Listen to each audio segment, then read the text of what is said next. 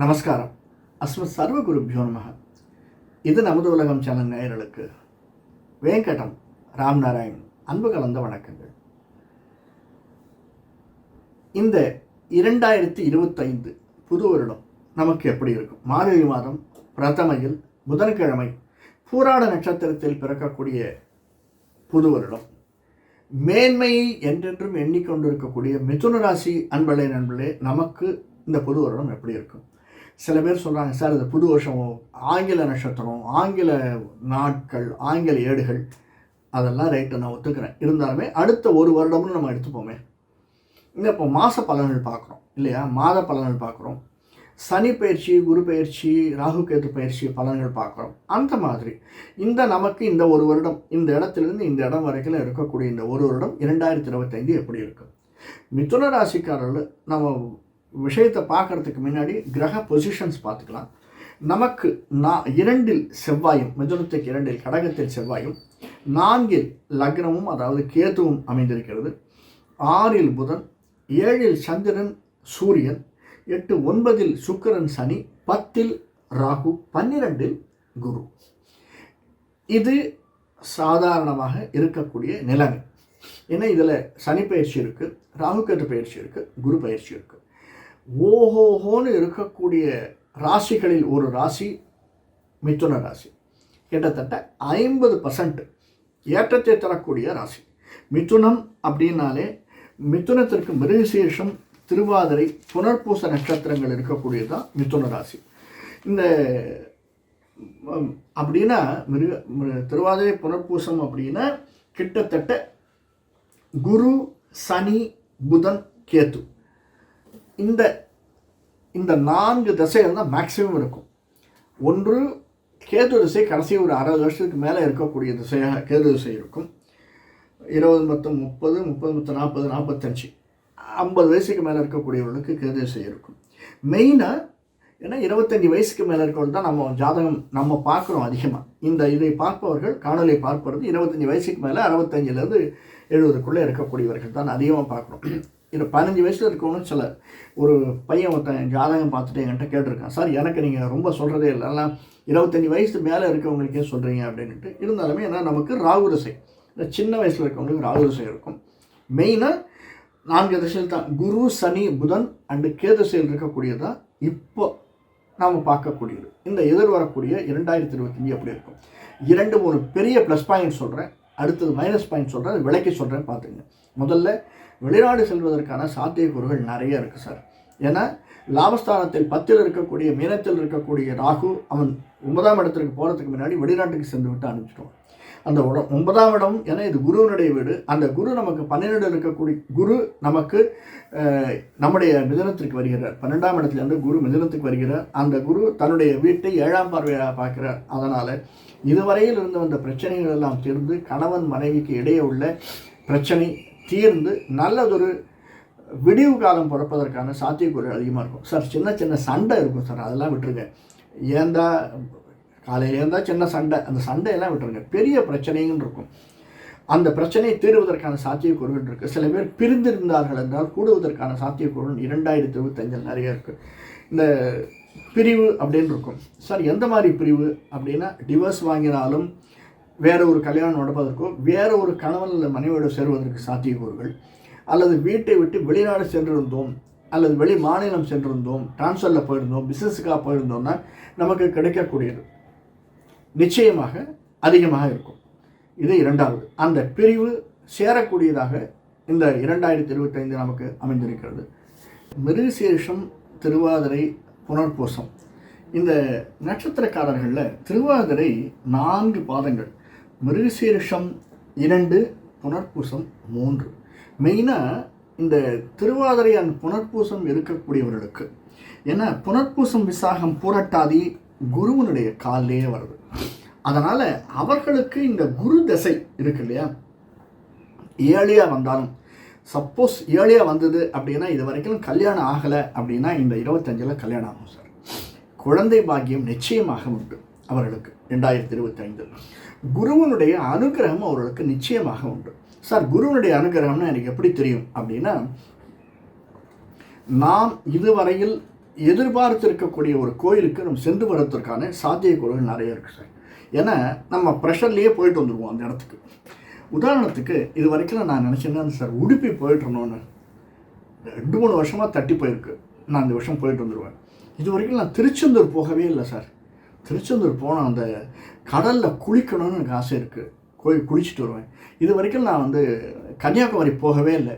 இந்த கன்னியாகுமரி அம்மன் என்னமோ மூக்குத்தி ரொம்ப ஃபேமஸ்ன்னு சொல்லிக்கிறாங்க. எப்படி இருக்குன்னு தெரியல.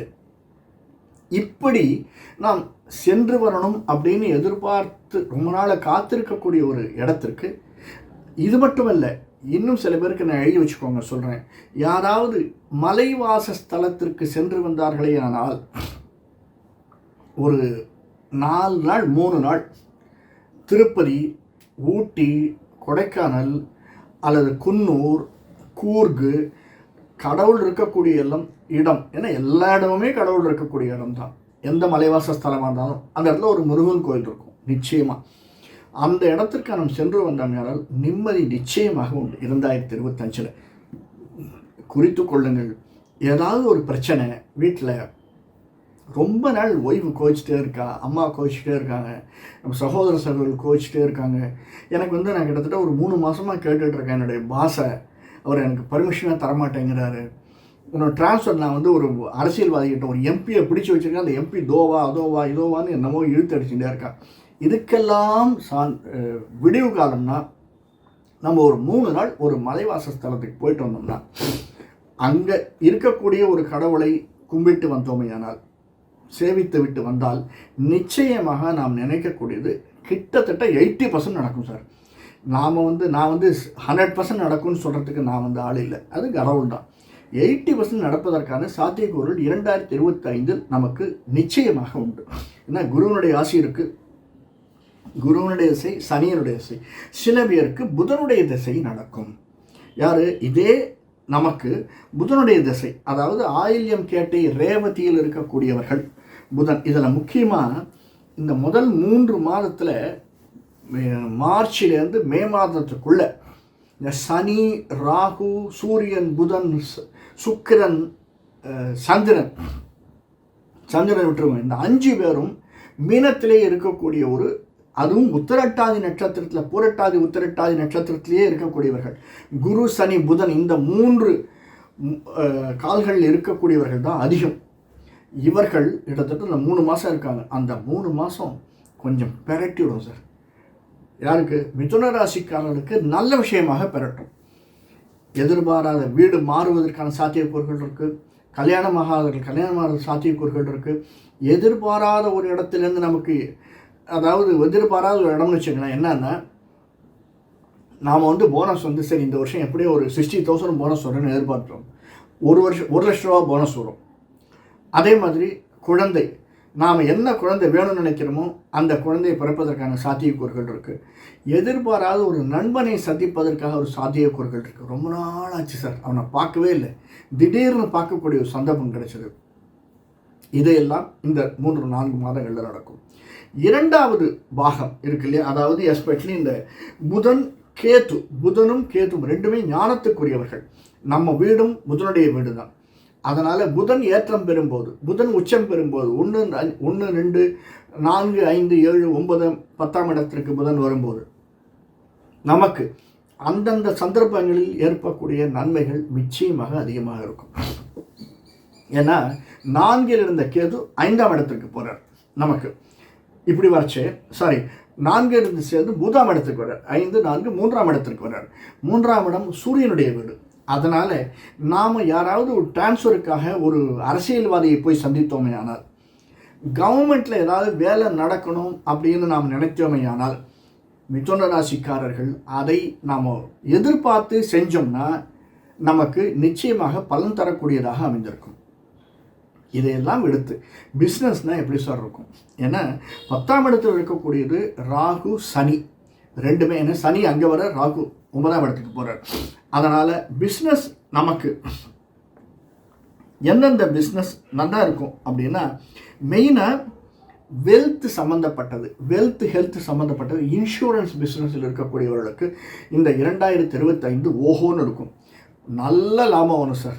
அவர்களுக்கு அது முதலாளியாக இருந்தாலும் தொழிலாளியாக இருந்தாலும் நல்ல லாபம் வரக்கூடியதாக அமைஞ்சிருக்கும் இந்த business.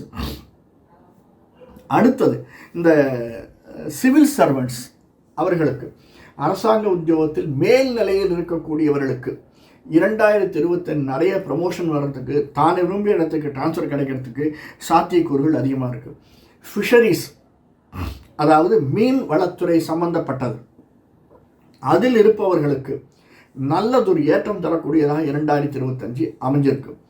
Medical rep, salesman, sales representative, sales manager, இப்படி சேல்ஸ் ரிலேட்டடாக இருக்கக்கூடியவர்களுக்கு, மார்க்கெட்டிங் ரிலேட்டடாக இருக்கக்கூடியவர்களுக்கு, அதாவது கம்பெனி விஷயமாக பப்ளிக்கை சந்திக்கக்கூடிய நபர்களுக்கு 2025 மேன்மேலும் மேன்மை தரக்கூடியதாக அமைஞ்சிருக்கும்.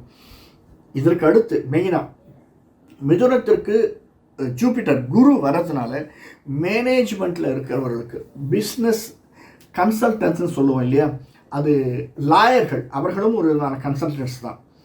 பிஸ்னஸ் கன்சல்டன்ட்ஸ், இவர்களுக்கெல்லாம் நல்லதொரு வாழ்க்கை அமைவதற்கான சாத்தியக்கூறுகள் இருக்குது. நல்ல வாழ்க்கைன்னு என்ன சார், சிம்பிளாக சொன்னோன்னா பணம் வரும்.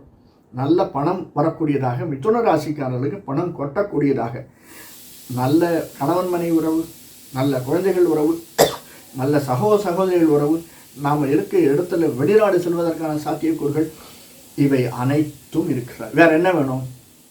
சின்ன சின்ன பிரச்சனைகள் இருக்குது. என்ன சார் பிரச்சனைகள் வரும்? ஷோல்டர் பெயின் வருவதற்கு சாத்தியக்கூறுகள் அதிகமாக இருக்குது. அதை மட்டும் பார்த்துங்க. இடுப்பு பெயின் வருவதற்கான, இடுப்பு டிஸ்க்கு அந்த இடத்தில் இருக்கக்கூடியதை நான் சாதாரணமாக சொல்கிறேன், நீங்கள் எப்படி வேணாலும் எடுத்துங்க.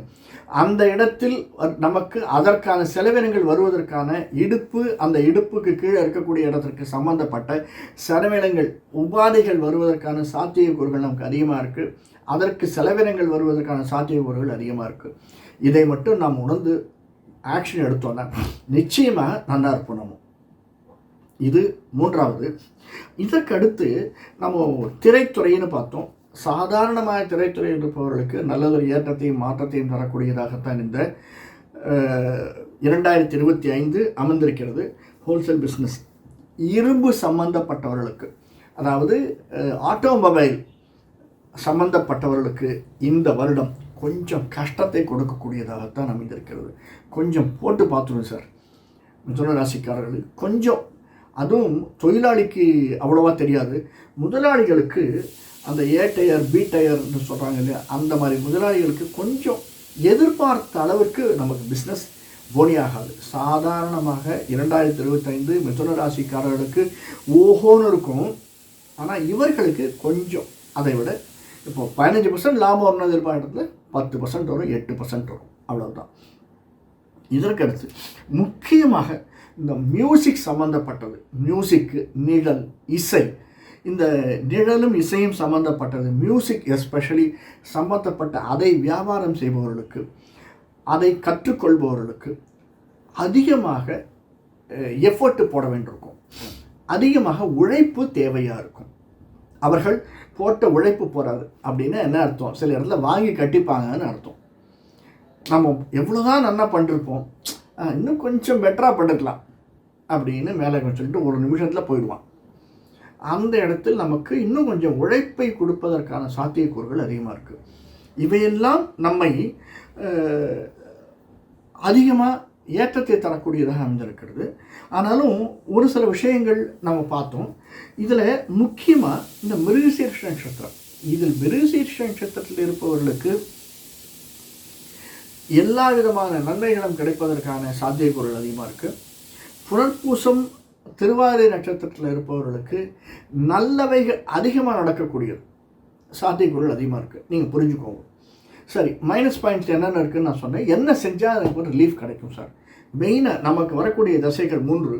குரு திசை கொஞ்சம் இருக்கும், சனி புதன் கேத்து திசைகள் அதிகமாக இருக்கும்.